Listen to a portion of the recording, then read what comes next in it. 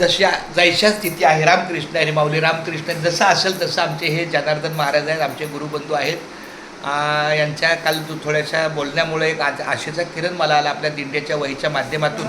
तर जगदीश महाराजांना मी भेटलो, त्यांनी काही त्यांच्या अभ्यासाप्रमाणे काय मार्ग दिलेला आहे आणि हा ते आमच्या जनार्दन महाराजांच्याकडून हा माझा नारळ आहे. आम्हाला नारळ तुमच्या हातून हा मला जगदीश महाराज बोले तुम्ही नारळ आपल्या मारुती रायाला वाढवून द्या.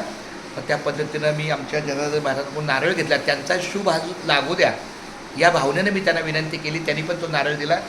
आणि आता माझ्या पांडुरंगाच्या मंदिरामध्ये हनुमानाचं पण मंदिर आहे, तर हनुमंताच्या सेवेला माझा हा श्रीफळ देतो, फोडायला लागतो ना, अर्पण करायला लागतो, अर्पण करा काही थोडा तर म्हणजे वाढवतो, थोडक्यात तो वाढवतो. आणि मग नम्रपणे प्रार्थना करतो की पांडुरंगा माझ्या दिंडीची वही जी आहे कुठे जिथं ठेवली असेल तिथं मी विसरून गेलो किंवा काय, तर त्याला लवकरात लवकर मार्ग दिंडी प्रस्थानाच्या अगोदर अजून 3 दिवस आपल्या हातात आहे, 4 तारीख 5 तारीख 6 तारीख, थोडं 7 तारखेच्या अगोदर वही मिळाली तर माझी खूप खूप पांडुरंगाला विनंती आहे की मज पामराशी काय थोडं थोडं पायाची वाहनं पायीचं बरी, ह्या पामराला काही चुकलं असलं तर क्षमा कर आणि आमच्या ह्या श्रीफळाचा सन्मान ठेवू अशी मी विनंती करतो. आणि आता 2 शब्द आमच्या महाराजांच्या मुखातले, कारण ह्यांच्या मुखात असू द्या रामकृष्णाने काय का असं ना, आणि असंच तुम्ही छान वाटतं. हा बोला, हा रामकृष्ण जे काय कार्य असेल भगवंताचं कार्य आहे ते सफल होणारच.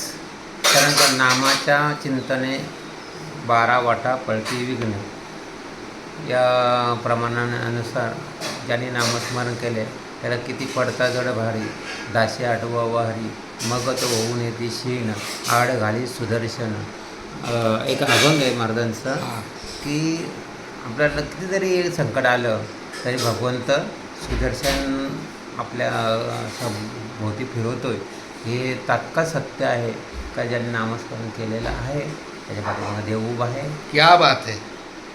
ज्यावेळी सेतू बनवला बाणाचा त्यावेळी हनुमंताने उडान घेतलं आणि सेतू मोडला.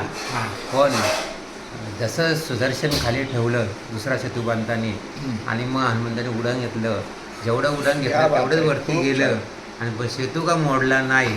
असं का? कारण का अवतार होता द्वापर युगामध्ये. तर द्वापर युगामध्ये जर माझा अर्जुन कंपत पडला तर मग त्याचा पुढं कार्य होणार नाही, म्हणून हनुमंताला तिथे शक्ती त्याची हीन केली भगवंतानीच.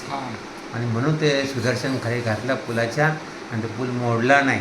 आणि मग दास्यत्व पत्करलं हनुमंताने आणि ध्वजस्तंभी वानरू मूर्तिमंत वानरू असा एक श्लोक आहे बघा. त्या न्यायाने रथाच्या अर्जुनाच्या रथावरती हनुमंत सतत वास करत होते युद्ध होईपर्यंत.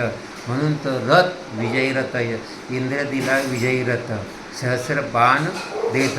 हा जे भात्यातला बाण संपत न संपत असं हजारो बाण त्या भात्यामध्ये यायचे आपोआप.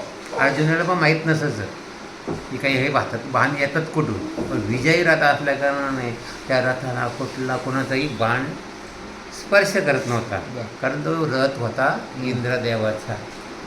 आणि म्हणून तो विजयी रथ असल्या कारणाने अर्जुनाचा विजय झाला.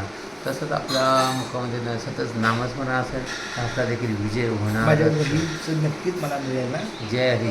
जय. तुमच्या मुखातला एकदा आदेश द्या ना, माझी वही नक्की मिळेल. मिळेल आहोत सांगताना. पुंडलिक वरदा हरी विठ्ठल श्री ज्ञानदेव तुकाराम पंढरीनाथ भगवान की जय. माऊली ज्ञानेश्वर महाराज की जय. जगद्गुरु श्री संत तुकाराम महाराज की जय. संत शिरोमणी रोहिदास महाराज की जय. उजळलेले भाग्य आता अवघी चिंता वारली, संत दर्शन या लाभ पद्मनाभ जोडियाला, संपुष्ट हे हृदय पेटी करुणी पोटी साठवू, तुका मने होता ठेवा तो या भावा सापडला.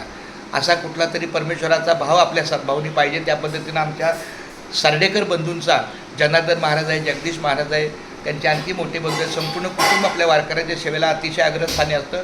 तर माझी विनंती आहे की आमच्या पांडुरंगाच्या चरणी हा श्रीफळ अर्पण करून, हनुमंतरायाच्या चरणी अर्पण करून तो वाढवला जाईल आणि माझी दिंडीची वही लवकरात लवकर माझ्या दृष्टिक्षेपात येईल.